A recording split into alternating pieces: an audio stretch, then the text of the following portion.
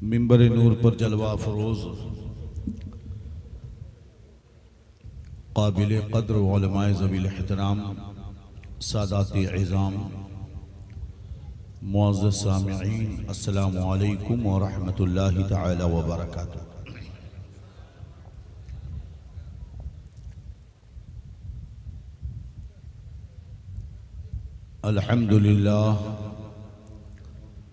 अल्हम्दुलिल्लाहिल मुतवह्हिद बिजलाल ज़ातिही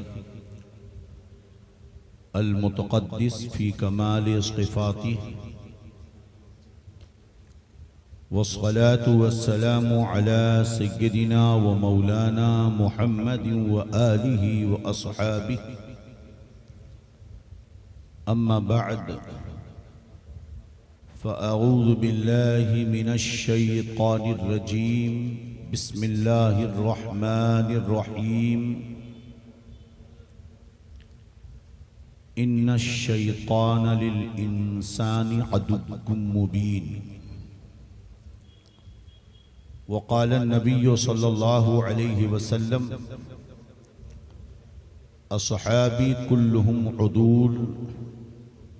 वक़ाल सल्लल्लाहु अलैहि वसल्लम फ़ी मौज़िल आख़र अस्हाबी कन्नुजूम फ़बिअय्यिहिम इक़्तदैतुम इह्तदैतुम। औ कमा क़ाल रसूलुल्लाहि सल्लल्लाहु अलैहि वसल्लम व हुवा अस्सादिक़ुल मस्दूक़ व नहनु अला ज़ालिका लमिनश शाहिदीन वश्शाकिरीन वल्हम्दुलिल्लाहि रब्बिल आलमीन। गौसे आज़म बमने बेसरो सामा मददे क़िबल एदी मददे काबे ईमा मददे क़ादिरियम नअरे या गौसे आज़म मीज़नम दमद शेख अहमद रज़ा ख़ां क़ुत्ब आज़म मीज़नम बगरदा बे बला उफ्तादा कश्ती ज़ईफ़ाने शिकस्तारा तु कुश्ती बहक़्क़े ख़ाजे उस्मान हारून मदद कुन मदद कुन मदद कुन या मुईनुद्दीन चिश्ती।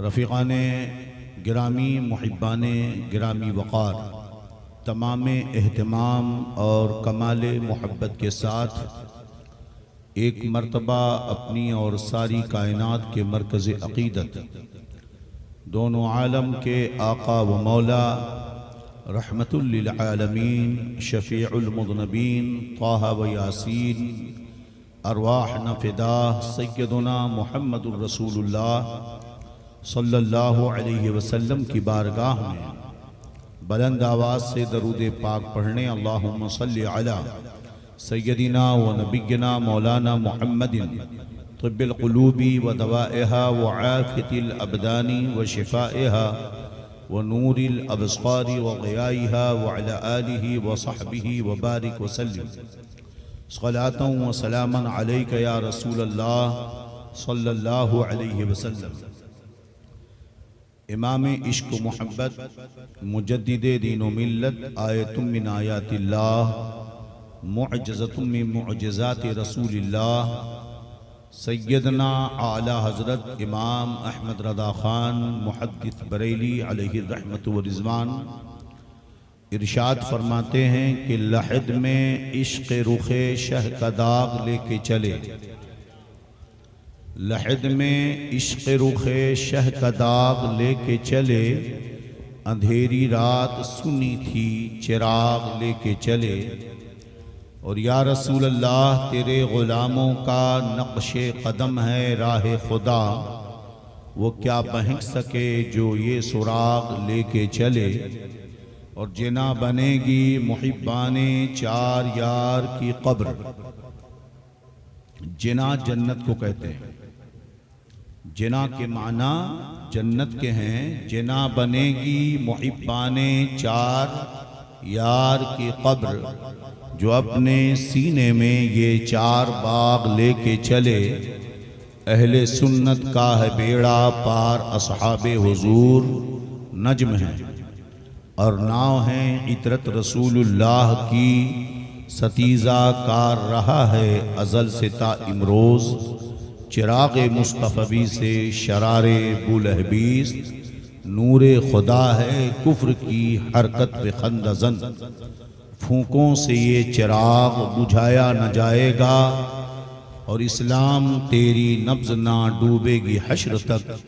तेरी रगों में खून है रवां चार यार का, इस्लाम की फितरत में कुदरत ने लचक दी है। तुम जितना दबाओगे उतना ही ये उभरेगा। इस्लाम वो पौधा है काटो तो हरा होगा, तुम जितना तराशोगे उतना ही सिवा होगा। रफ़ीक़ान मोहतरम मुहिब्बान गिरामी वक़ार, मुझसे पहले दुनिया सुन्नियत का एक अजीम शायर जनाब मोहतरम साबिर रज़ा साहब अज़हरी रज़वी से आप हज़रात बड़े ही उम्दा अंदाज में कलाम आला हज़रत और मुतअद्दिद शुअरा के अशआर तज़मीन की सूरत में आप हज़रात ने सिमात किया। मुझसे पहले फ़क़ीहुल असर खलीफ़े ताजुश शरीआ हज़रत अल्लामा मुफ्ती शमशाद अहमद साहब क़िबला रज़वी से आपने मुदल्लल मुफस्सल खिताब समात किया। ये हमारी जमात के बड़े ही ज़िम्मेदार कद्दावर आलिम दीन हैं। इस दौर के फ़क़ीहों में उनका शुमार होता है। गुफ्तगू तो मेरी पहले होनी थी, मगर ये हज़रत का करम है कि चूँकि उनकी गुफ्तगू ज़्यादा मुफीद थी तो आप ताज़ा दम जब रहें तो सुन लें। मैं थोड़ी देर कुछ गुफ्तगू करूँगा, खुदा करे कि दिलों में उतरे और हम सब के लिए नफ़ा बख्श हो। रफ़ीक़ान मोहतरम, जब से इंसानियत का वजूद इस दुनिया में हुआ है, उसी वक्त से इंसान का अज़ली दुश्मन शैतान भी इस दुनिया में पाया जाता है। जब वो बारगाह रब्बुल इज़्ज़त से भगाया गया तो उसने अल्लाह अज़्ज़ा वजल की बारगाह में उसी की कसम खाई कि मैं तेरे बंदों को जरूर बहकाऊंगा। और बहकाने का जो तरीका रास्ता उसने अपनाया वो ये कि ऐ अल्लाह, मैं तेरे सीधे रास्ते पर बैठकर, वो टेढ़े रास्तों पे नहीं बैठेगा, वो सीधे रास्ते पर बैठकर औलाद आदम को बहकाएगा, जन्नत से दूर करेगा। कुरान ने इसका ऐलान किया, इन्न शैतान लिल इंसानी अदुव्वुम मुबीन, बेशक शैतान इंसान का खुला हुआ दुश्मन है। जाहिर सी बात है कि इस दुनिया में जो इंसान पाए जाते हैं, हर एक की फिक्र, हर एक का दिमाग, हर एक की सोच बराबर नहीं होती। कोई आला ज़हन का आदमी होता है, किसी की फिक्र और समझ बड़ी ऊंची होती है, बहुत बेहतर कामयाब होती है, और कुछ लोगों का दिमाग कमज़ोर होता है, उनकी राय साइब और बेहतर नहीं होती, और उस पर सही रास्ते की तलाश में जब बंदा निकलेगा तो सीधे रास्ते पर उसका अज़ली दुश्मन शैतान बैठा हुआ है, जो उसे राह हक से हमेशा बहकाने की कोशिश करता है। इसलिए अल्लाह अज़्ज़ा वजल ने अपने बंदों की रुश्द व हिदायत के लिए हर ज़माने में अंबियाए किराम और रसूलाने इज़ाम को पैदा फरमाया, जिनकी क़ुव्वतें बड़ी मजबूत, जिनकी अक्ल और फिक्र, गहराई और गिराई सबसे ज़्यादा मजबूत, जो और इंसानों के बनिस्बत बड़े बुलंदो बाला हुआ करते हैं, और उन्हें अल्लाह ने किताबें भी अता फरमाई। तो इंसानों में सबसे अजीम रुतबा अल्लाह के बंदों में अंबियाए किराम का है, रुसुलाने इज़ाम का है, और इन तमाम रसूलों में और तमाम अंबिया में सबसे अफजल दर्जा जिसे अल्लाह अज़्ज़ा वजल ने अता फरमाया वो हम सब के आका व मौला रहमतुल लिल आलमीन शफीउल मुज़नबीन सैयदुना मुहम्मदुर रसूलुल्लाह सल्लल्लाहु अलैहि वसल्लम का है। नबी अकरम नूर मुजस्सम सल्लल्लाहु अलैहि वसल्लम से अफजल व आला बरतरो बुजुर्ग कोई भी इस दुनिया में न आया है, न आया है, न आएगा। यही बोले सिदरा वाले चमने जहां के थाले, सभी मैंने छान डाले तेरे पाए का न पाया। तुझे यक न यक बनाया, तुझे हम्द है खुदाया। जिब्रील अमीन बारगाह रिसालत में अर्ज किया रसूल अल्लाह, क़ल्लब्तु मशारिक़ल अर्दि व मग़ारिबहा फलम अरा अहदन अफ़ज़ल मिनका। मैंने मशरिक़ व मग़रिब पूरी जमीन को उलट पलट कर देख डाला, आपसे अफजल मैंने किसी इंसान को नहीं देखा। मेरे इमाम ये फरमाते हैं, अल्लाह की सरताब कदम शान है ये, इंसान ही इंसान वो इंसान है ये। कुरान तो ईमान बताता है इन्हें, ईमान ये कहता है मेरी जान है ये। और सरकार ताज शरिया फरमाते हैं, मुस्तफ़ाए ज़ात यकता आप हैं, यक ने जिसको यक बनाया आप हैं।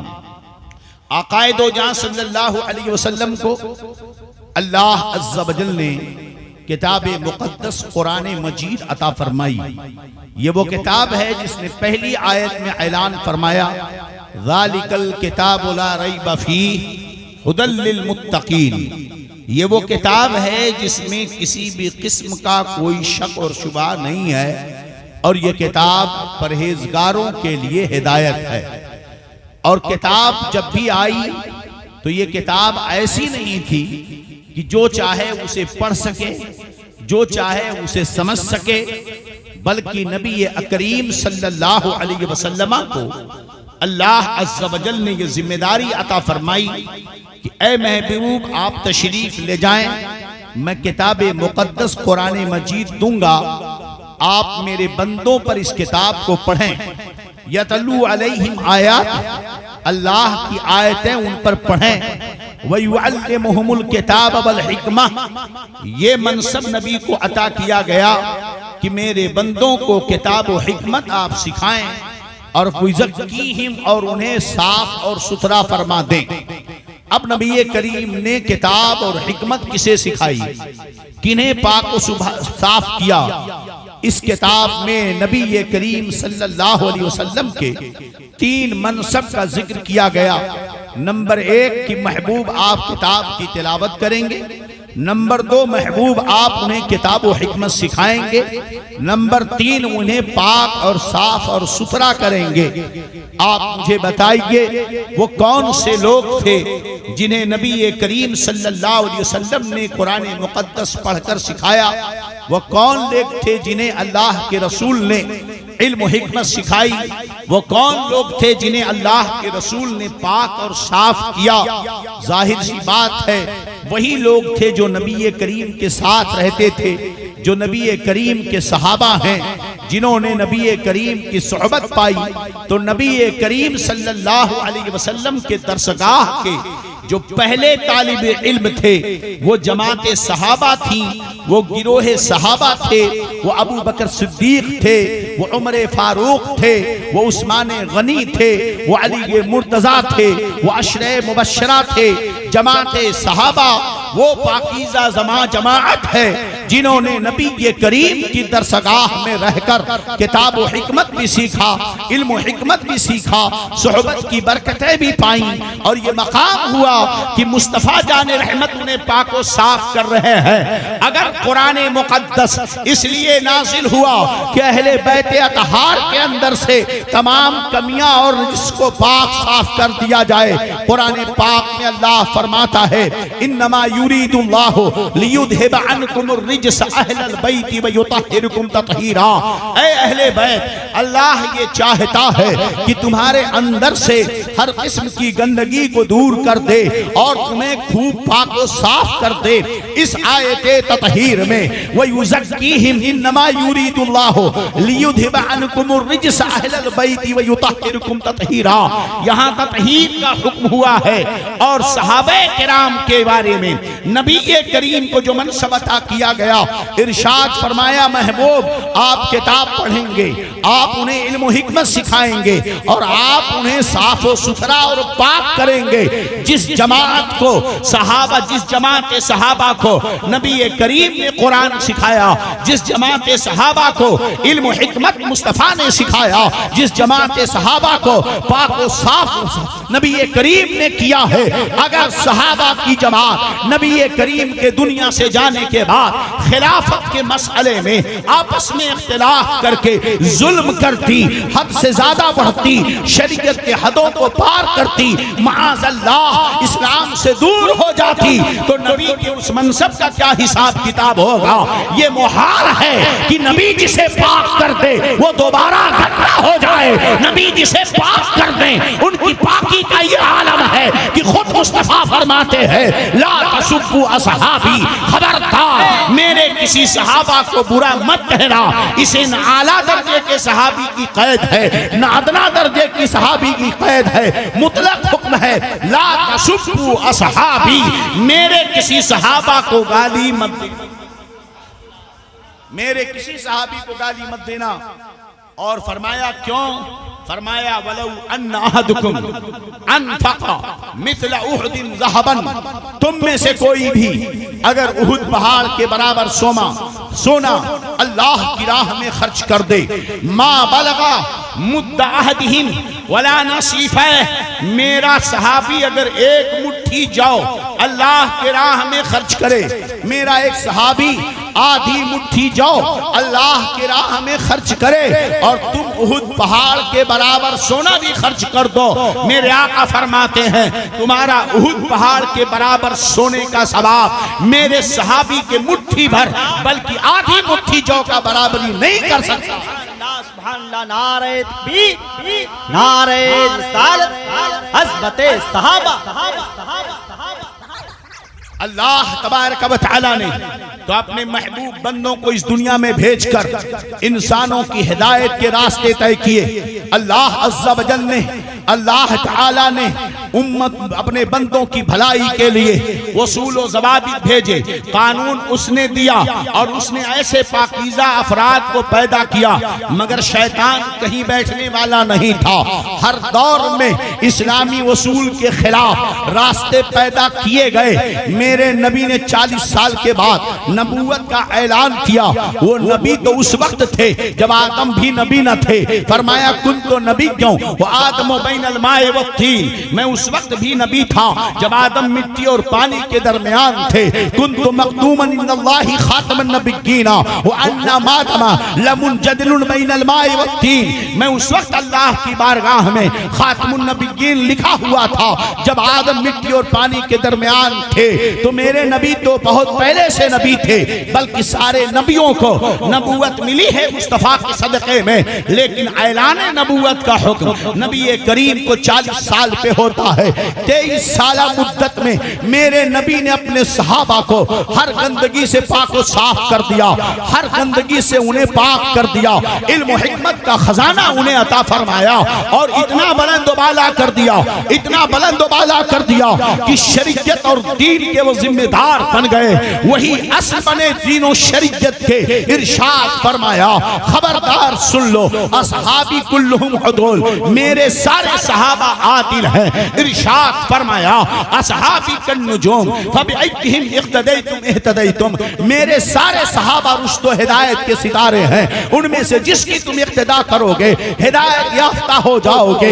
इंसान की फितरत में कहीं ना कहीं इख्तिलाफात की बुनियाद आ ही जाती है, मगर हमारा और आपका इख्तिलाफ नफ्स परस्ती की बुनियाद पर हो सकता है, हमारा और आपका इख्तिलाफ दुनियावी नफा की बुनियाद पर हो सकता है, मगर जिसके दिल दिल को रसूलुल्लाह ने पाक किया हो, अगर वो इख्तिलाफ करते हैं तो नफ्स परस्ती की बुनियाद पर नहीं होता है, दुनिया के नफे की बुनियाद पर नहीं होता है, हिर्स व हदीस की बुनियाद पर नहीं होता है, दौलत व शरबत की बुनियाद पर नहीं होता है। वो इख्तिलाफ होता भी है तो उसकी बुनियाद दीन व शरीयत ही होती है। वो होता है इख्तिलाफ तो मुसलमानों की भलाई के लिए ही होता है। अल्लाह खूब जानता था, जानता है कि मेरे सहाबा में आपस में इख्तिलाफ होगा, या आपस में मसाइल में इख्तिलाफ होगा, मुआमलात में इख्तिलाफ होगा, लेकिन उसके बावजूद रब तबारक व तआला ने कुरान मुक़द्दस में इरशाद फरमाया, रज़ियल्लाहु अन्हुम व रदू अन्हु, ये जितने मेरे नबी के सहाबा हैं मैं इन सब से राजी हूँ, ये सब के सब मुझसे राजी है।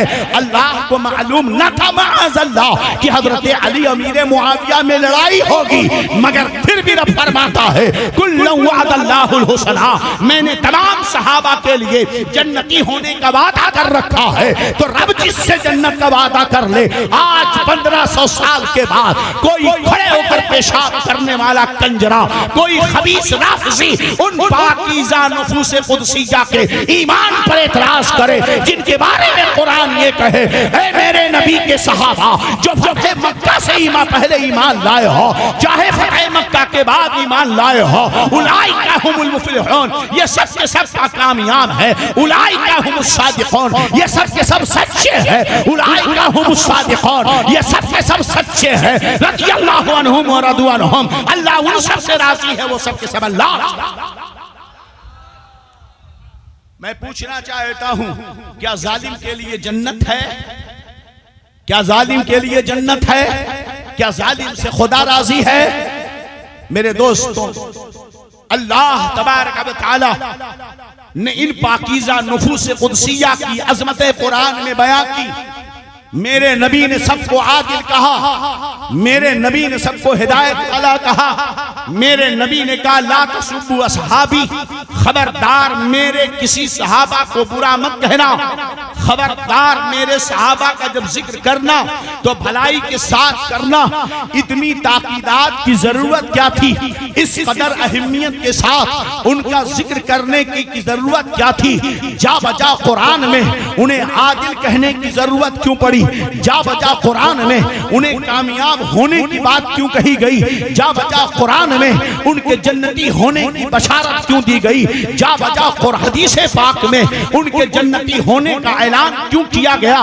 मेरे नबी कभी फरमाते हैं अबू बकर फिल जन्ना, उमर फिल जन्ना, उस्मान फिल जन्ना, अली फिल जन्ना, तलहा फिल जन्ना, तो जुबैर फिल जन्ना, सईद फिल जन्ना, सअद फिल जन्ना। कहीं मेरे नबी फरमाते हैं ये जो शख्स जा रहा है जन्नती है। पलट के देखा तो उस्मान जा रहे थे, पूछा यही जन्नती है? कहा यही जन्नती है। मेरे नबी कहीं कहते हैं जन्नती देखना है अबू बकर को देख लो, जन्नती देखना है उमर को देख लो, जन्नती देखना है उस्मान को देख लो, जन्नती देखना है अली को देख लो, जन्नती देखना है तलहा को देख लो, जन्नती देखना है तो जुबैर को देख लो। मेरे नबी सारे सहाबा को जन्नती क्यों कह रहे हैं? कुरान सारे सहाबा को सच्चा क्यों कह रहा है? इसलिए कि मेरा नबी आखिरी नबी है, अब इसके बाद कोई नबी नहीं आएगा।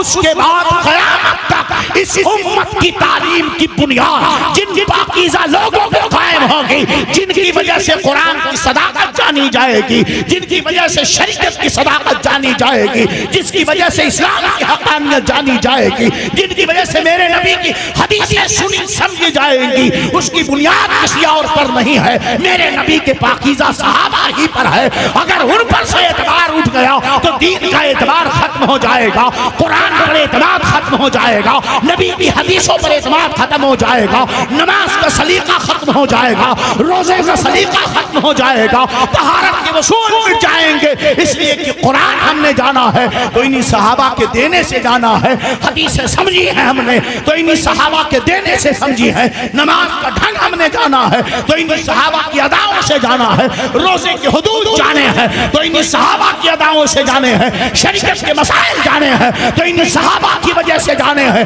अगर इन सहाबा की अज़मतों को वाज़ेह तौर पर बयान न किया जाए और कोई बात में फितूर पैदा होकर इनकी अज़मतों पे हमला करे, इस्लाम मिट जाएगा, रसूल बाकी नहीं।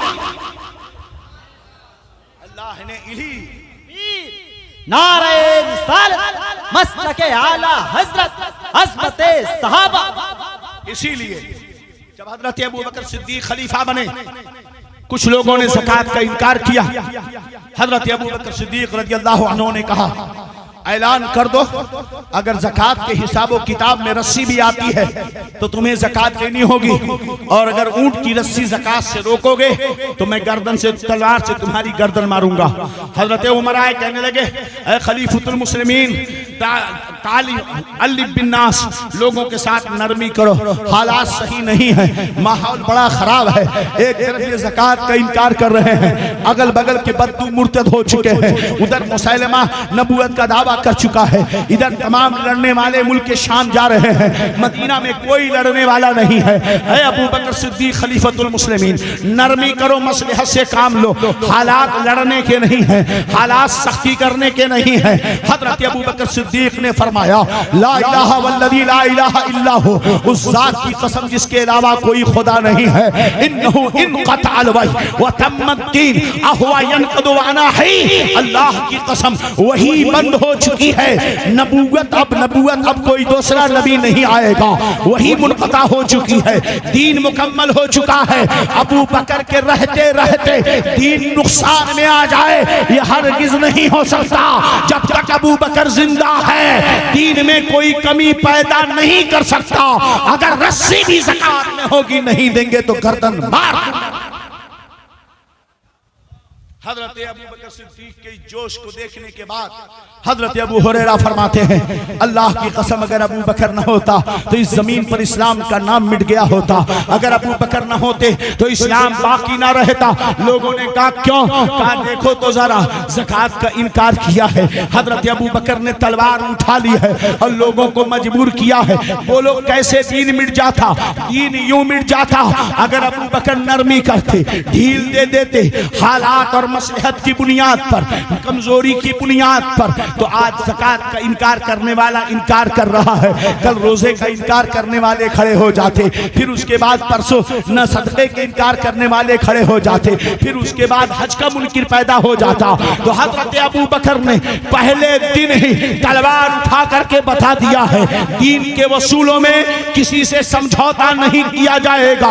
ये पाकीज़ा नफूसे क़ुदसिया, ये वो पाकीज़ा लोग हैं जिन्होंने इस्लाम की बुनियाद को बाकी रखा है। मगर याद रखो, हर दौर में ऐसे लोग पैदा हुए, किसी ने कुरान की आयतों में गलत मतलब निकाल कर और दीन की ईमान व अकीदे को बर्बाद करने की कोशिश की है। तबलीगी पैदा हुए, वहाबी देवबंदी पैदा हुए, नीचरी कादियानी पैदा हुए, इन्होंने उसूले दीन में इख्तिलाफात शुरू किए, अकायद के बाब में फितना पैदा किया। इन्हीं फितनों में राफजी शिया भी पैदा हुए, खारजी पे पैदा हुए। मकामे गदीर खुम में एक मर्तबा मेरे नबी सल्लल्लाहु अलैहि वसल्लम की बारगाह में सहाबा की एक जमात एक जगह से आती है, जिनमें हजरत अली के मुर्तजा सरदार है, तशरीफ लाते हैं और लोगों ने आकर हजरत अली के मुर्तजा के मसले में शिकायत की मेरे नबी से। मेरे नबी ने सुना, सुनने के बाद आप खड़े हुए, मजमे को खिताब फरमाया, इरशाद फरमाया, सुनो, मन कुंतु मौला फहादा अली गुन मौला, अल्लाहुम्मा वाले मन वाला आदे मन आदा। ऐ अल्लाह, ऐ लोगों सुन लो, मन कुंतु मौला फहादा अली गुन मौला, मैं जिसका मौला हूँ ये अली उसके मौला है। ऐ अल्लाह, जो जिससे मैं वाला रखूं उससे तू भी वाला रख, और जो अली से अदावत करे तू भी उससे अदावत कर। ये हदीस क्या आ गई? फिरके ने अपना फायदा उठाना चाहा, राफजियत और शियत ने इस हदीस को उठाया और कहने लगे, लाखों सहाबा के मजमे में हजरत अली के मुर्तदार के बारे में नबी करीम ने फरमाया है, मन कुंतु मौला फहादा अली गुन मौला, मैं जिसका मालिक हूँ अली उसके मालिक है, मैं जिसका आका हूँ अली उसके आका है, जो मालिक है आका है वही हाकिम हुआ करता है। तो अबू बकर के मालिक मुस्तफा है, लिहाजा अली भी मुस्तफा के अबू बकर के मालिक हुए हैं। अबू बकर के हाकिम मुस्तफा हैं, लिहाजा अबू बकर के हाकिम भी अली हुए हुई है, और जो हाकिम होता है वही खिलाफत का हकदार होता है। पता ये चला नबी करीम के बाद सबसे पहले खलीफा हजरत अली के मुर्तजा हैं, क्योंकि नबी ने कहा है मैं जिसका मालिक हूँ अली उसके मालिक है, मैं जिसका आका हूँ अली उसके आका है, मैं जिसका हाकिम हूँ अली उसके हाकिम है। तो अली के मुर्तदा अबू बकर के हाकिम हुए, अबू बकर के आका हुए, अबू बकर के मालिक हुए, इसलिए असली खलीफा वही है। बात हदीस की सुन ली हमने, अच्छा तो बहुत लगा, कितनी प्यारी बात है, लेकिन तुमने समझा नहीं। मोहब्बत अली के नाम पर इस्लाम को मिटाने की साजिश की जा रही है। पहले बैत के कपड़े में लपेट कर इस्लाम से दुश्मनी का जो खून परोसा जा रहा है। इमाम अहमद रज़ा ने बहुत पहले कहा था, सूना जंगल रात अंधेरी, छाई बदली काली है, सोने वालों जागते रहियो, चोरों की रखवाली है, शहद दिखाए जहर पिलाए डाइन शोहर को, इस मुर्दार पे क्या ललचाना, दुनिया देखी भाली है, जरा देखो तो सही। बात बड़ी प्यारी है, अली के मुर्तजा से मोहब्बत की बात है, अहले बैत से मोहब्बत की बात है। कौन है अली? मेरे आका ने जंग उहुद में जिब्रील से कहा अना मिनल अली अना मिनल अली व अलीकुम मिन्नी, मैं अली से हूँ, अली मुझसे है। जिब्रील ने कहा अना मिनकुम या रसूल अल्लाह, मैं आप दोनों से हूँ। अली कौन है? मेरे नबी इरशाद फरमाते हैं इन्नल्लाह जअला ज़ुर्रियता कुल्ल नबिय्यिन फी सुल्बिही व इन्नल्लाह जअला ज़ुर्रियती फी सुल्बि अली। अल्लाह ने हर नबी की औलाद को उसकी पीठ में रखा है, मगर मेरी औलाद को अल्लाह ने अली की पीठ में रखा है। अली कौन है? इरशाद फरमाया ऐ अली तुम मेरे नजदीक ऐसे ही हो जैसे मूसा के लिए हारून है। अली कौन है? मेरे नबी सल्लल्लाहु अलैहि वसल्लम इरशाद फरमाते हैं ऐ अली तुम जानते हो जैसे तेरी मिसाल मेरी उम्मत में ऐसे है जैसे ईसा की मिसाल है। ईसा से मोहब्बत करने वाले कुछ ऐसे थे जो गुमराह हो गए, जहन्नमी हो गए। ईसा से बेइंतहा नफरत करने वाले कुछ ऐसे हैं जो गुमराह हो जहन्नमी हो गए। अली तेरे बारे में दो गिरोह पैदा होगा, एक बेइंतहा मोहब्बत करके गुमराह जहन्नमी बनेगा और एक बेइंतहा नफरत करके गुमराह और जहन्नमी बनेगा।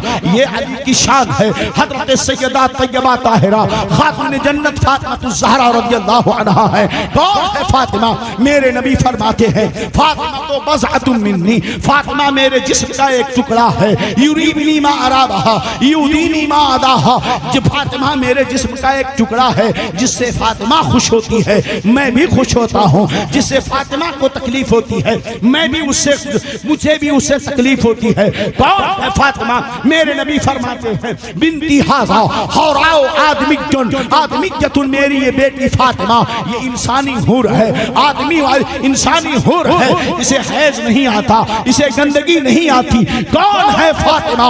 मेरे आका सल्लल्लाहु अलैहि वसल्लम इरशाद फरमाते हैं कल क़यामत के दिन जब मेरी बेटी फातिमा जुलसरात से गुजरेगी आवाज दी जाएगी या असहाबल जमई नक्सु रुऊसकुम गस्सु अबसारकुम फइन्ना फातिमा बिन्त मुहम्मदिन तमुर्रु अला सरात। ए महशर के लोगों सर झुकाओ, आंखें बंद करो, अब फातिमा बिन्त मुहम्मद गुलसरात से गुजर रही है।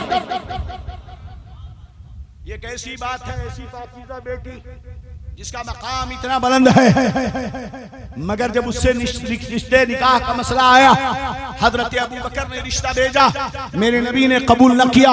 हजरत उमर ने रिश्ता भेजा, मेरे नबी ने कबूल न किया। हजरत अली ने रिश्ता भेजा, नबी करीम ने कबूल कर लिया।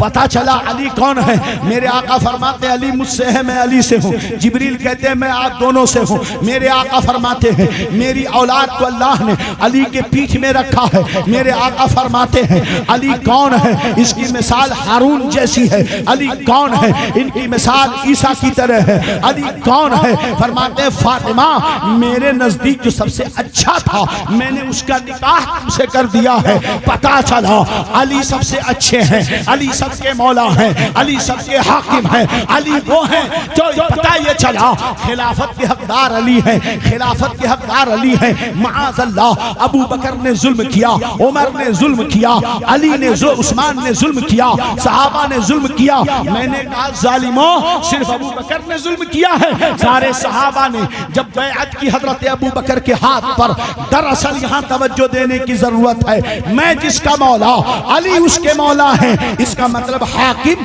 इसका मतलब मालिक, इसका मतलब आका अगर तर्जमा किया जाए तो हदीस ही से ये माना गलत साबित होता है।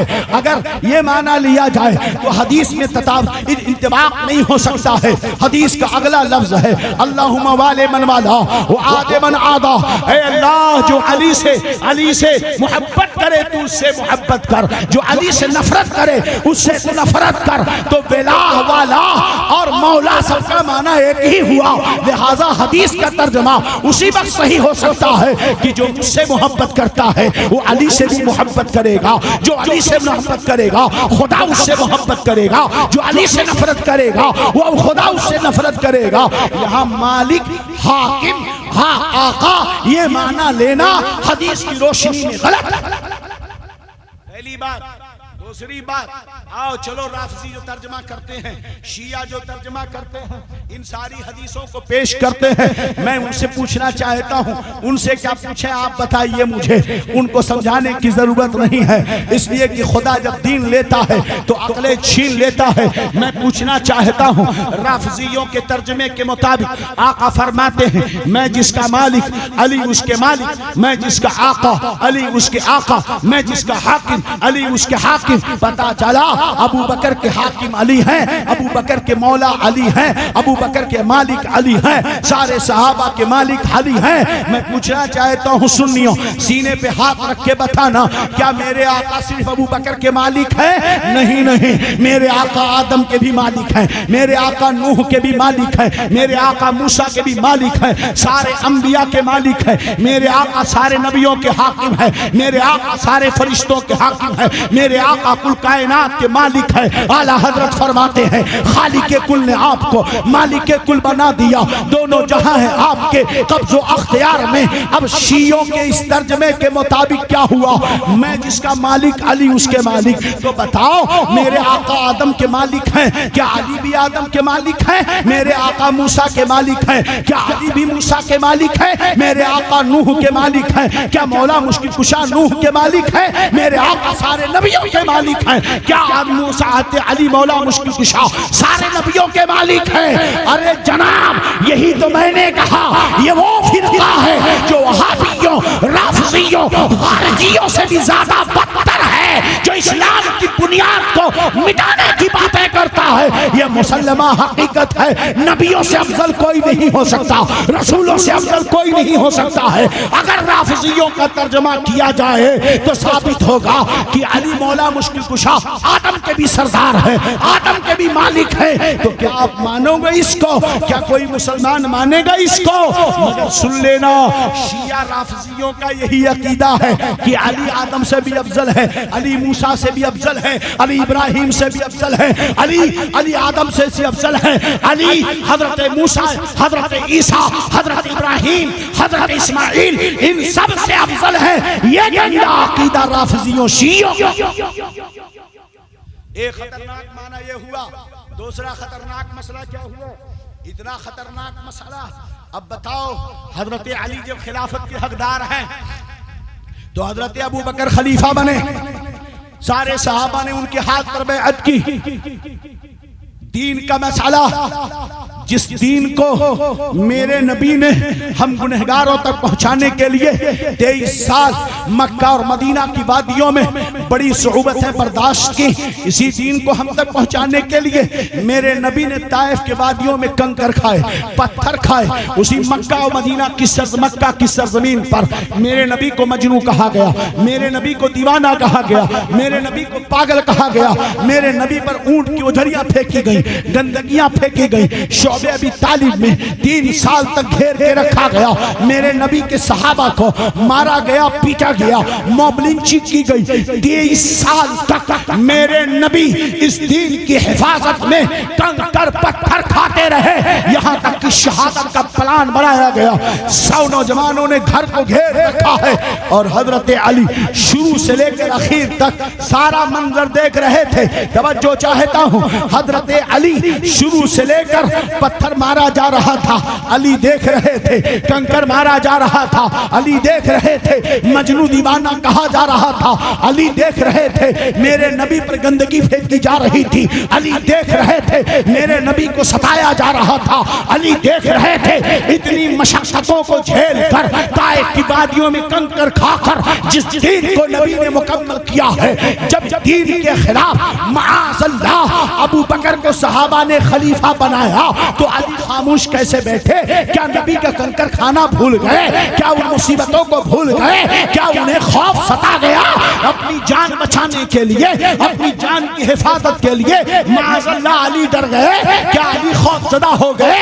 क्या अली के अंदर कमजोरी आ गई थी? मैं समझ में आ गया, अली की मोहब्बत की आड़ में, अहले बैत से मोहब्बत की आड़ में अहले बैत की नफरत को परोसा जा रहा है। माअज़ल्लाह अली को बुज़दिल साबित करने की कोशिश की जा रही है, मौला मुश्किल कुशा को डरपोक कहा जा रहा है, अली की अजमतों को कभी खाना काबा में पैदा होने पर घेरा जा रहा है। हम अली को मानते हैं कि काबा में पैदा हुए हैं, बरेलवी नहीं मानता, यह अहले बैत का दुश्मन है। अरे जालिम, काबा में अली का पैदा होना यह काबा की फजीलत है, अली की नहीं।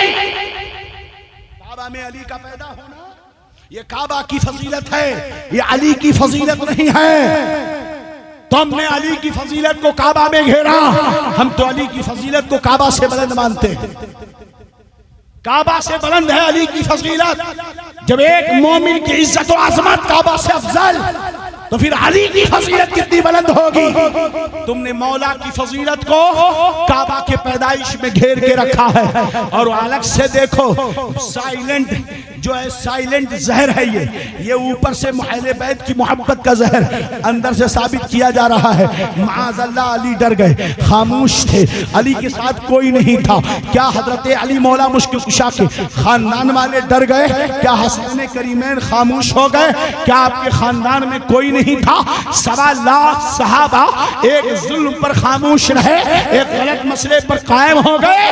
पता ये चला, अगर ये मान लिया जाए कि अली हकदारे खलीफा थे तो सारे सहाबा जालिम, सारे सहाबा माअज़ल्लाह फासिक, सारे सहाबा गलतकार, तो फिर इस्लाम कहाँ बचा? कुरान कहाँ बचा? नमाज कहाँ बची? रोजे कहाँ बचे? हदीसें कहाँ बची? ईमान कहाँ बचा?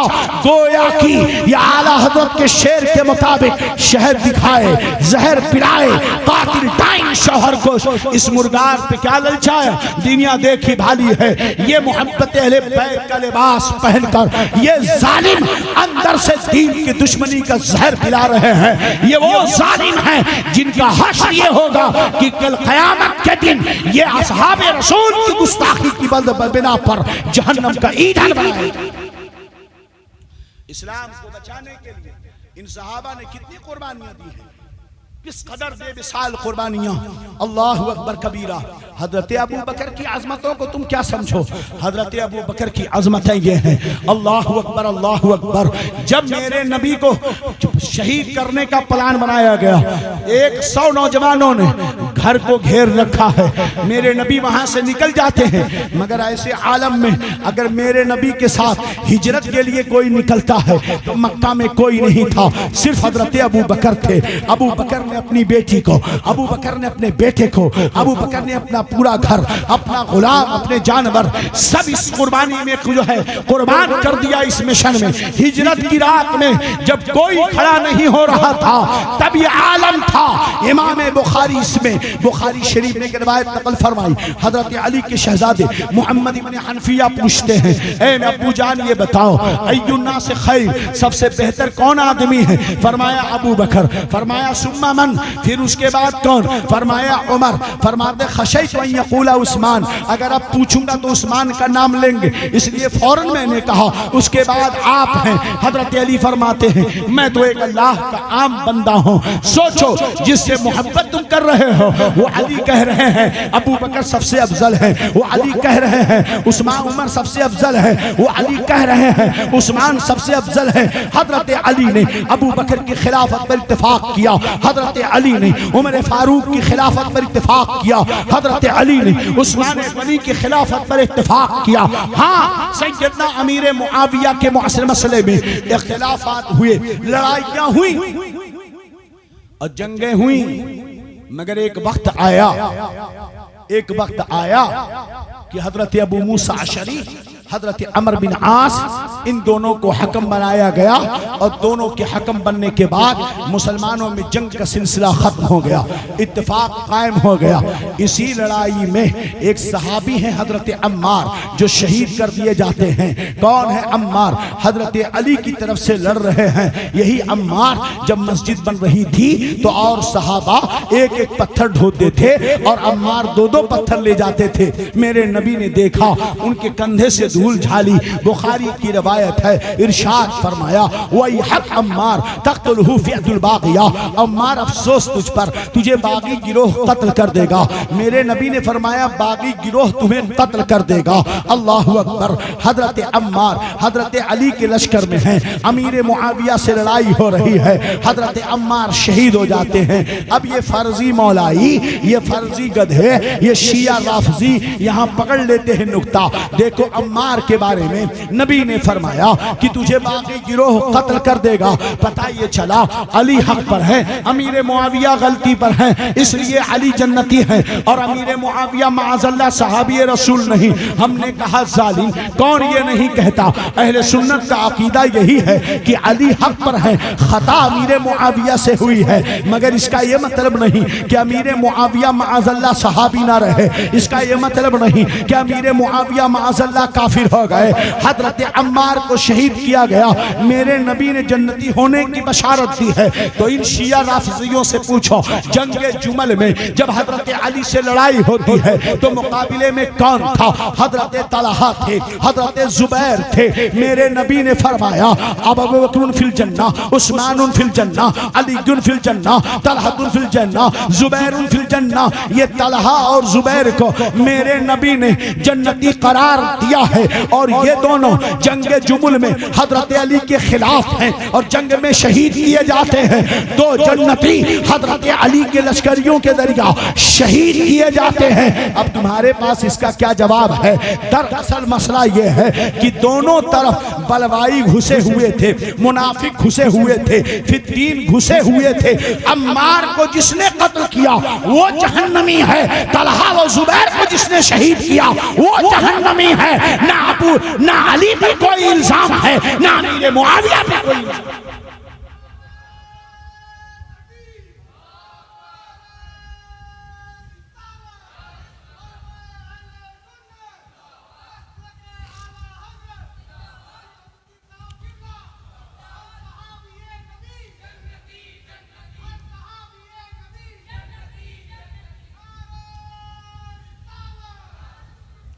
अमीर मुआविया को गैर सहाबी कहने वालों,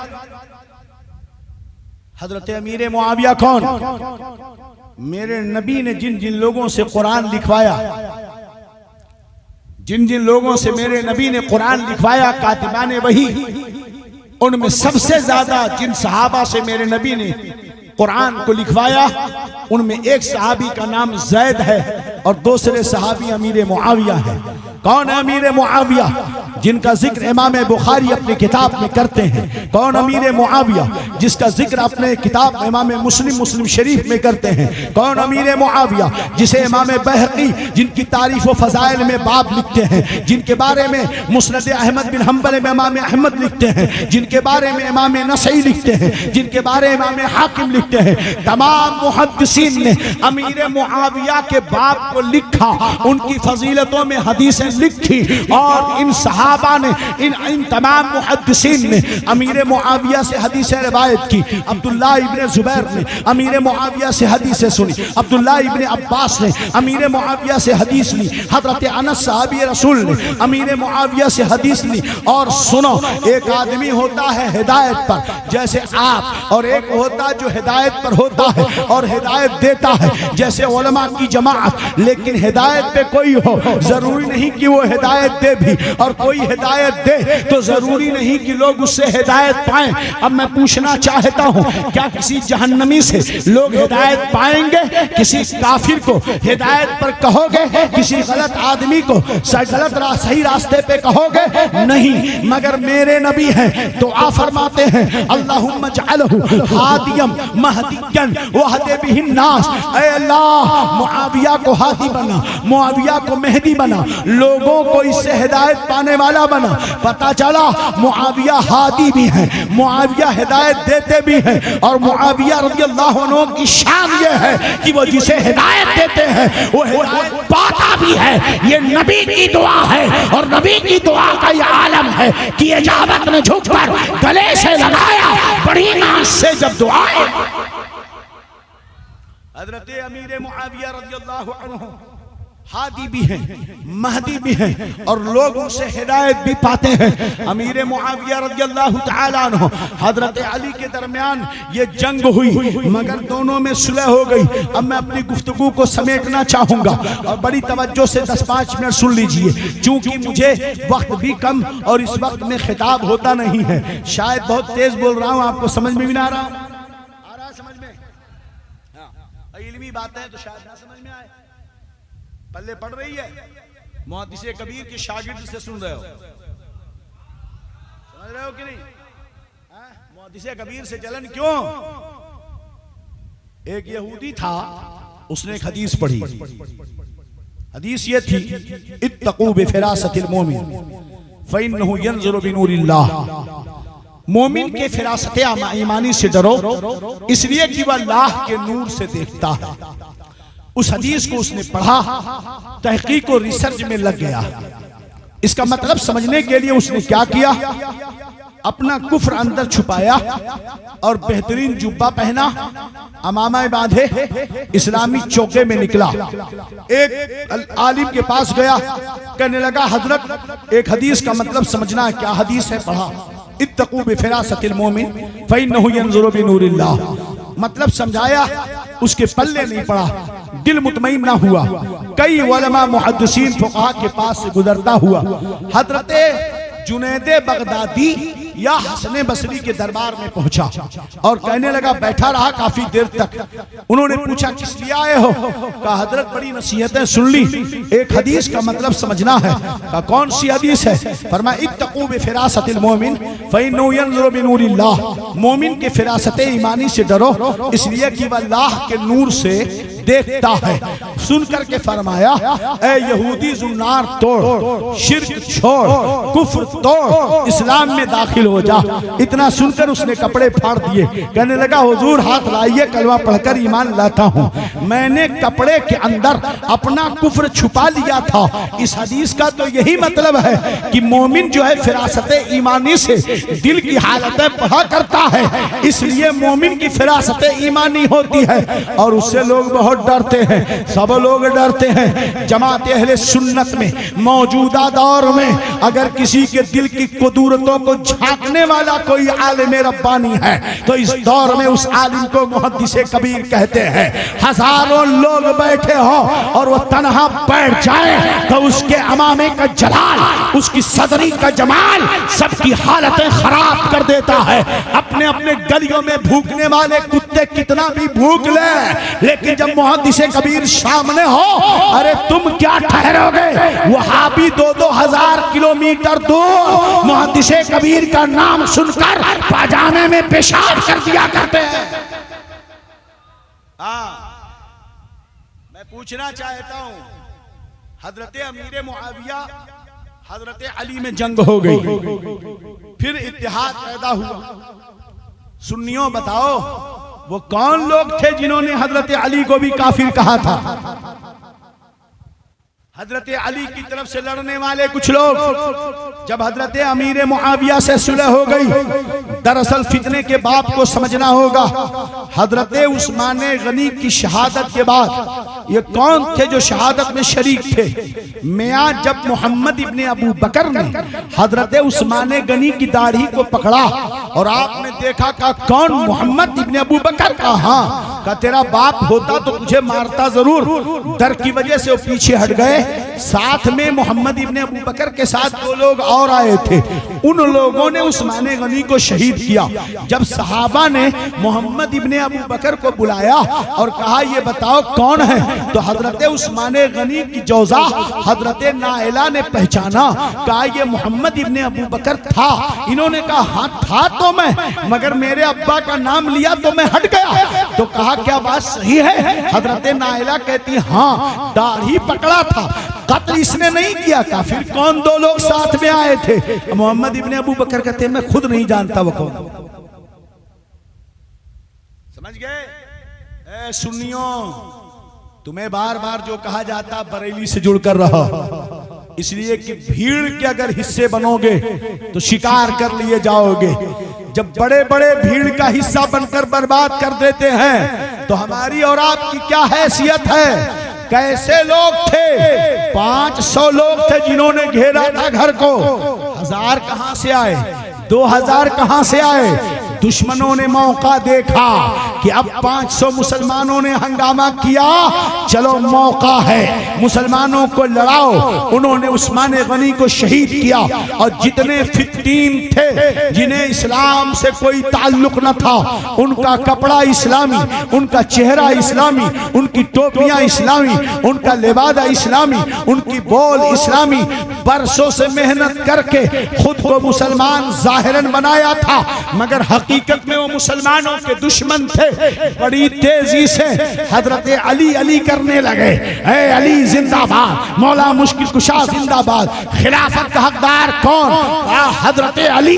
कुछ लोग यहाँ से भागे, अमीर मुआविया के पास गए। कहते अमीर मुआविया, उस्मान गनी आपके रिश्तेदार हैं, अली उनके कातिलों से मिल गए हैं, बदला नहीं ले रहे हैं, बदला लो बदला लो। इन फित्तीनों की दो टोली बन गई, एक अमीर मुआविया के साथ, एक हजरत अली के साथ। जाहिर में मुसलमान, उधर मुआविया के नारे, इधर मौला मुश्किल कुशा के नारे। यही दोनों लड़ाते रहे, यही दोनों झगड़ा बढ़ाते रहे। चेहरा समझ में नहीं आता था। जब हजरत अली अमीर मुआविया में इत्तेहाद हुआ, इन फित्तीनों ने देखा हमने सारी कोशिश की, हजारों सहाबा शहीद हुए, मगर अब काम नहीं बन रहा है, तो क्या किया जाए? हजरत अली के साथ लड़ने वाले अलग हो गए और अलग होकर कहते हैं मुआविया भी काफिर हैं, अली भी काफिर हैं। का क्यों? का कुरान में अल्लाह कहता है इनिल हुक्म इल्लल्लाह, अल्लाह के अलावा कोई हकम नहीं हो सकता है। मुआविया रदियल्लाहु अन्हु ने हाकिम गैर खुदा को बनाया, अली ने भी गैर खुदा को हाकिम बनाया, इसलिए दोनों काफिर हो गए। ये वहाबियों की पैदावार शुरू हुई वहां से, जो हर बात में मुसलमानों को काफिर कहे।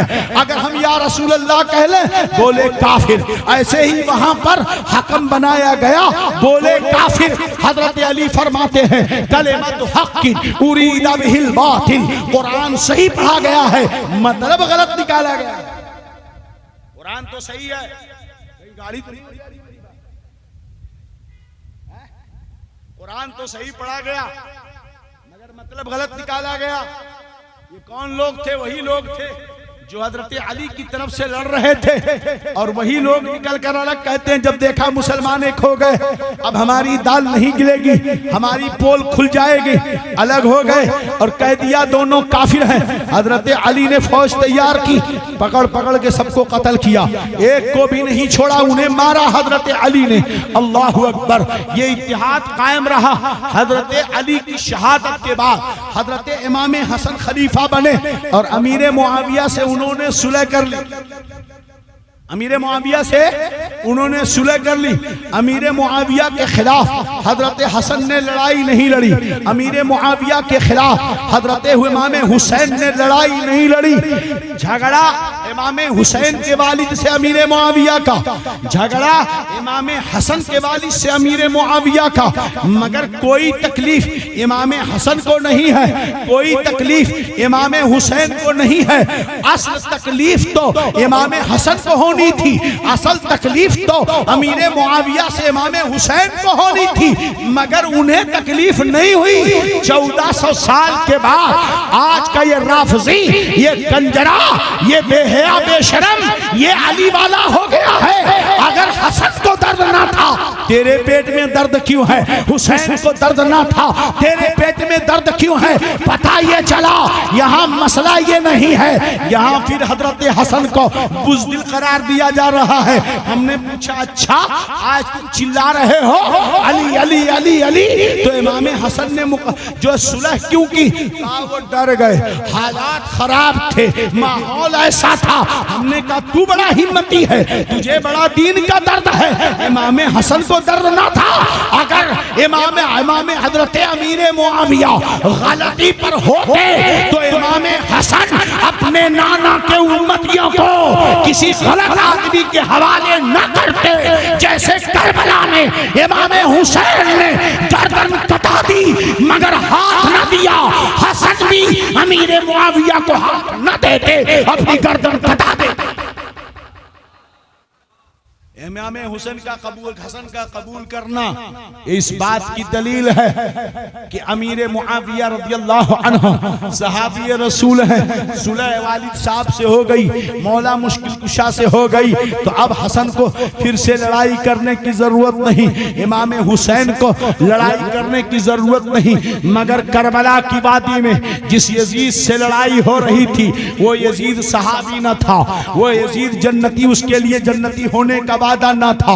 वो यजीद पाबंदे शरा ना था, वो शराबी था, वो जुआरी था, औरतों के गाने सुनता था, बंदरों की नाच देखता था, नमाज नहीं पढ़ता था, खुल्ला शराब पी जा रही थी। इमाम हुसैन ने यजीद के हाथ पर हाथ न दिया, अपने तमाम खानदान के लोगों को मैदान करबला में कुर्बान कर दिया।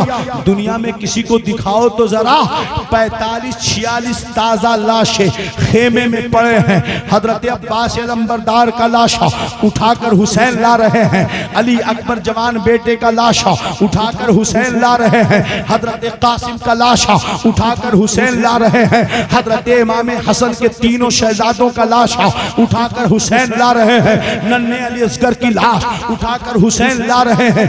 खेमे में खानदान के 45-50 लाशें पड़ी हैं, मगर हुसैन है बैअत करने के लिए तैयार नहीं है, बैअत करने के लिए तैयार नहीं है। मैंने पूछा ए इमाम हुसैन आपने बैअत क्यों नहीं की? तो आपके तरफ से रूहानी जवाब मिलता है, सुनो अगर मैं बैअत कर लेता तो मेरी जान बच जाती, खानदान बच जाता, दौलत मिल जाती, शोहरत मिलती, सब कुछ मिल जाता, मगर नाना का दीन बाकी नहीं रहता, नमाजों की अजमतें बाकी न रहती, रोजों की हुर्मत बाकी न रहती, कुरान की हुर्मत बाकी न रहती। मियां अगर इमाम हुसैन बैअत कर लेते तो आज हमें शराबी पीर मिलते, जुआरी पीर मिलते, भंगी पीर मिलते, नशेड़ी पीर मिलते, बेनमाजी पीर मिलते। और अगर बरेली वाला एतराज करता तो ये कहते अरे बरेली वालों तुम पीरों के खिलाफ बातें करते हो, अगर पीर बेनमाजी हो मुरीद होना जायज है।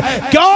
इसलिए कि हुसैन ने यजीद की बैअत की थी, हुसैन ने खानदान को लुटा दिया, मगर नाना के दीन की इज्जत को महफूज रखा है। ये उनकी कुर्बानी है कि नमाजें सलामत है, ये उनकी कुर्बानी है कि रोजे सलामत है, ये उनकी कुर्बानी है कि दीन सलामत है। मैं गारंटी देके जाता हूं, आंख बंद करके बरेली पर एतमाद करो, 4 नस्लें भी और आएंगी। वक्त नहीं है यहां बोलने का, मेरे आला हजरत लिख गए, समझे कि नहीं? सूरह कहफ पढ़ना, हजरत ईसा और खजीर का, हजरत मूसा और खजीर का सफर है। गांव में पहुंचे, का खाना खिला दो। गांव वालों ने कहा नहीं खिलाते अजनबियों को। जाने लगे, गांव के बाहर एक दीवार गिर रही थी। हजरत खजीर ने ऐसे हाथ इशारा किया, दीवार सीधी हो गई। मूसा जलाली पैगंबर कहते हैं अजब अजब हो आप, पैसा ले लिए होते, फ्री में खाना नहीं खिलाया तो पैसा ले लेते। हजरत खजीर ने कहा सुनो, मैंने दीवार इसलिए सीधी करी है कि ये दीवार तो यतीम बच्चों की है और इसके नीचे खजाना उसके बाप दादाओं ने रखा है। अगर दीवार गिर गई तो लोग खजाना लूट लेंगे। मैंने दीवार सही कर दिया, बच्चे बड़े होंगे, दीवार खुद उखाड़ेंगे, खजाना मिल जाएगा, उनके काम आएगा। सवाल यह हुआ कितनी मेहरबानी इन बच्चों पे क्यों? कहा इसलिए कि उनके 7वीं 8वीं नस्ल में इनका दादा बड़ा नेक था, तो दादा की नेकियां पोते को काम आई, वो भी 10वीं 11वीं नस्ल की। आला हजरत फरमाते हैं अभी हम तीसरी हैं। आला हजरत फरमाते हैं रजा अली खां के बाद हम तीसरी हैं। अब आला हजरत के बाद चौथी कौन हुए? हुज्जतुल इस्लाम मुफ्ती आजम। 5वीं कौन हुए? ताजुश्शरिया। और 6ठी कौन है? कायदे मिल्लत। अभी 4 नस्लें और आनी हैं।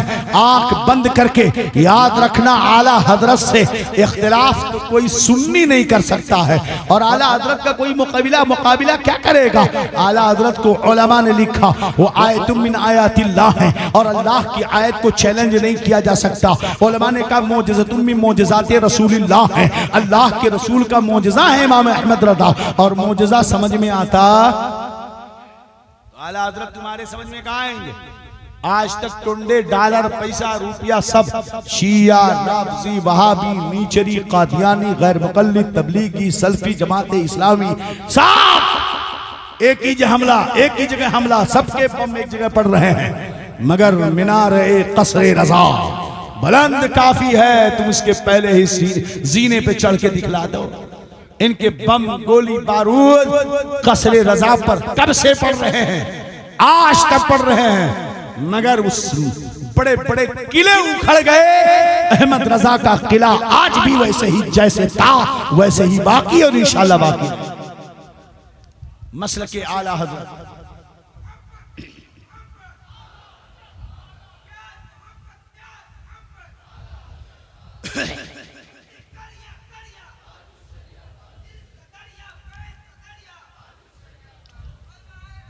अरे लोग तो ताजुश्शरिया का जवाब ना ला सके तो आला हजरत का जवाब क्या लाएंगे?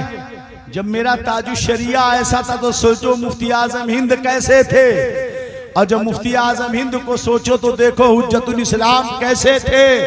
ये दल बदलू कभी ना थे। जो फतवा दे दिया उस खानदान की रिवायत है। मियाँ वो गौसे आदम की करामत और करामत गौसे आदम कभी बदलती क्या? दबे जिस पे हिमायत का हो पंजा तेरा, शेर को खतरे में लाता नहीं गुद्दा तेरा। इस निशानी के जो सग है नहीं मारे जाते, हश्र तक मेरे गले में रहे पट्टा तेरा। मेरी किस्मत की कसम खाएं सगाने बगदाद, हिंद में भी रहूं देता रहूं पहरा तेरा। तो वहां की तो रिवायत है जनाब, फतवे वहां बदलते, चाहे रुपया पैसा चाहे तुम कुंटल के कुंटल लेके चले जाओ, जैसे जाओगे वापस कर दिए जाओगे। वहां बदला नहीं जाता है। न आला हजरत ने बदला, बहुत बदलवाने की कोशिश की। न मुफ्ती आजम हिंद ने बदला, हुकूमत ने बदलवाने की कोशिश की। न ताजुश्शरिया ने बदला, न कायदे मिल्लत ने बदला। अगर मुफ्ती आजम हिंद और ताजुश्शरिया की मिली जुली एक जहां एक जगह अजमत और शान तुमको देखना है तो कायदे मिल्लत को देख लो।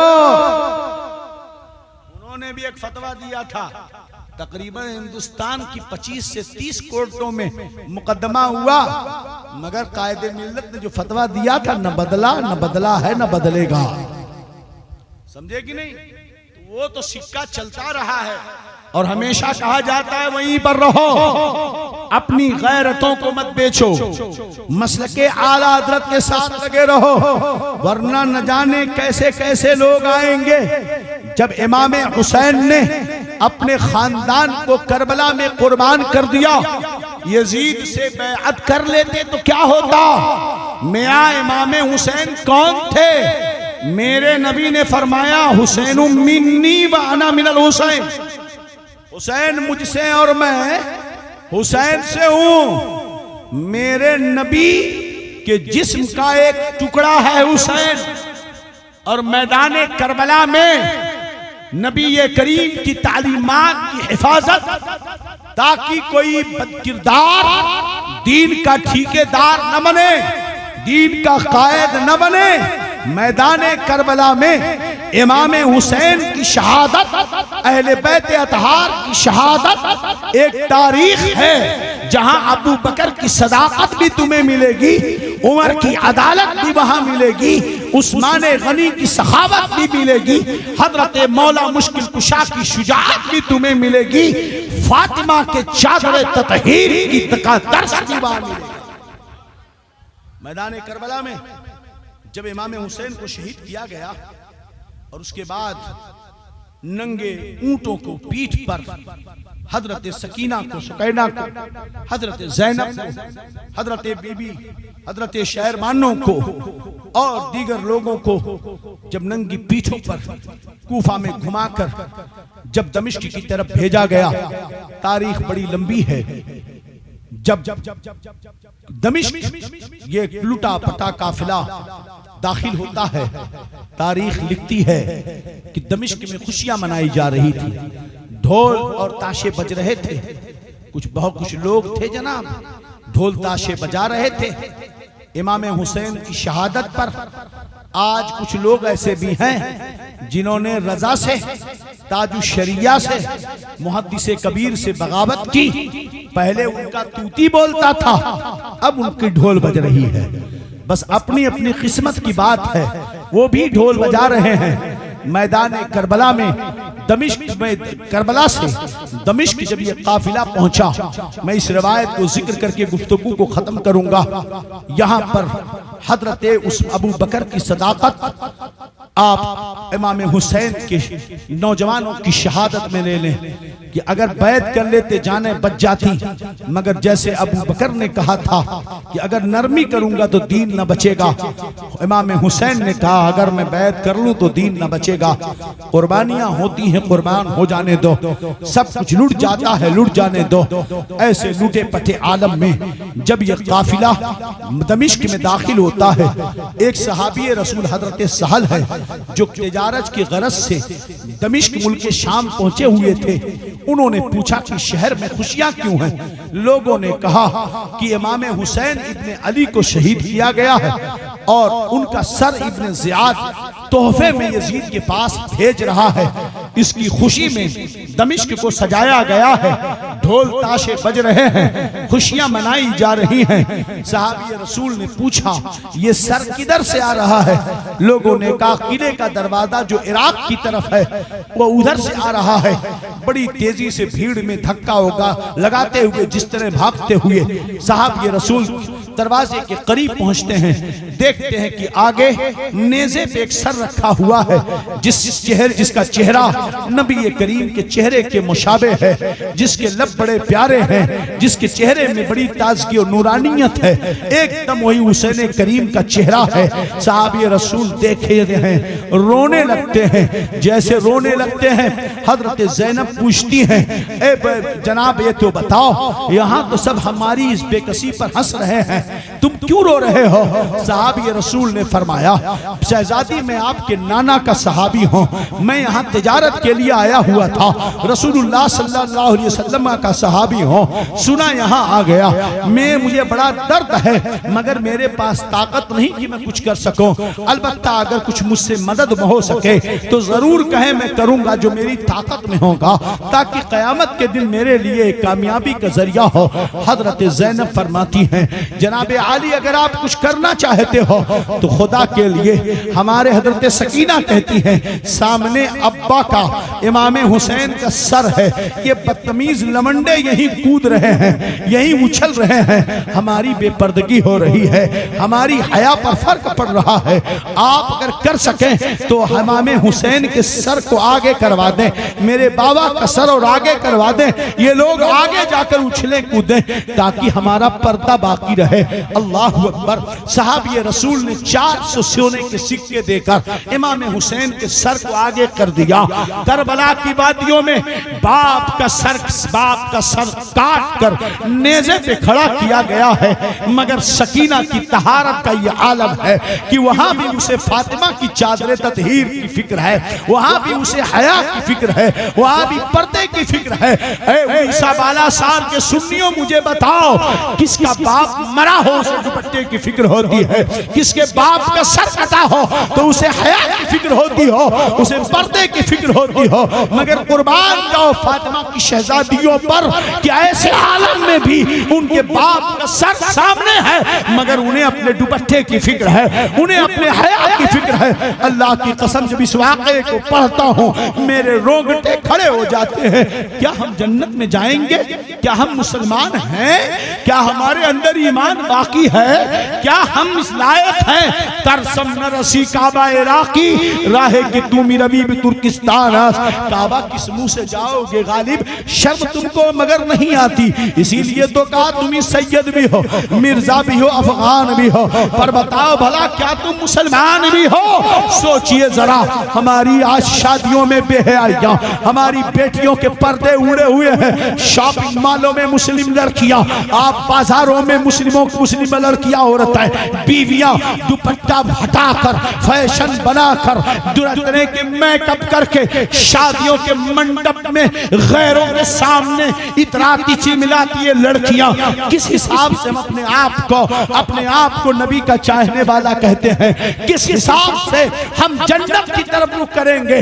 मग़फ़िरत का कौन सा सामान है? कल क़यामत के दिन अगर सकीना खड़ी हो जाए और पूछ ले कि मेरे बाबा का सर सामने था, उस वक्त भी मुझे अपनी दादी फातिमा के दुपट्टे की फिक्र थी। तुम पर कौन सी मजबूरी थी जो तुम्हारी बेटियां बेपर्दा घूम रही थी? तुम पर क्या मुसीबत आई थी जब तुम्हारी बेटियां बेपर्दा घूम रही थी? पूछो जरा अपने अपने ज़मीर से मुसलमानों। आज जो हमारी इज्जतें लूटी जा रही है, हमारी खैरत पामाल की जा रही है, हमारी जानों की कोई कीमत नहीं है, उसकी सबसे बड़ी वजह यही है कि उन पाकीज़ा नफूस कुदसिया ने कभी अपने दुपट्टे को सर से उठाया नहीं। मेरे आला हज़रत फरमाते हैं, सैयदा ताहिरा तैयबा ज़ाहिरा जाने अहमद की राहत पे लाखों सलाम, जिसके आंचल न देखे महो महर ने, उस रदाए नज़ाहत पे लाखों सलाम। किस तरह पुलसराज से हमारी ये बेटियां गुजरेंगी, हमारी ये माएँ गुजरेंगी जब उनके सरों पर दुपट्टे नहीं है? क्या मेरे नबी ने नहीं फरमाया दयूस जन्नत की खुशबू नहीं पा सकता है? मेरे आका से पूछा गया, या रसूल अल्लाह दयूस कौन है? इरशाद फरमाया, जिसकी और घर की औरतें बेपर्दा और बेहया बाहर घूमे, वो मर्द दयूस है। ताकत रख करके ना रोके तो वो जन्नत की खुशबू नहीं पाएगा। अल्लाह अकबर। तारीख़ करबला हो या इन पाकीज़ा नफूसे कुदसिया की जिंदगी के अखलाक व आदात हो, लम्हा लम्हा में पुकारते हैं कि बड़ी कुर्बानियों के बाद ये दीन हम तक पहुंचा है, इस दीन की हिफाजत कर लो। अगर हमने अपनी बहन बेटियों की इज्जतों की हिफाजत की, उनके चादरों की हिफाजत की, अल्लाह की कसम कया आसमान से फरिश्ते हमारी बहन बेटियों की इज्जतों की हिफाजत करेंगे। ये किस्से लतीफ अभी ना तमाम है, जो कुछ बयां हुआ वह आगाज़ बाब है। अस्तग़फिरुल्लाह रब्बी मिन कुल्लि ज़ंबि व अतूबु इलैहि, अशहदु अन ला इलाहा इल्लल्लाहु व अशहदु अन्न मुहम्मदन अब्दुहु व रसूलुहु। अस्सलामु अलैकुम व रहमतुल्लाहि तआला व बरकातुहू।